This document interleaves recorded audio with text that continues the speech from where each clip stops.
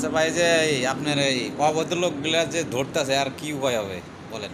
মানে অবৈধ লোকের একটাই উপায়, বিদেশ করতে হলে খুব সতর্কভাবে করতে হবে, বুঝতে পেরেছ?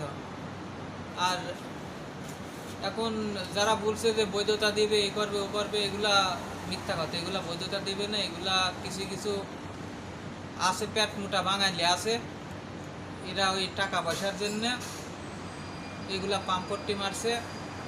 যাই হোক, ধৈর্য ধরেন, ইনশাল্লাহ আপনাদের করবে। আর আপনাদের একটাই ভালোর জন্য আমি বলছি, বাংলাদেশে কেউ টাকা টুকি পাঠায়েন না।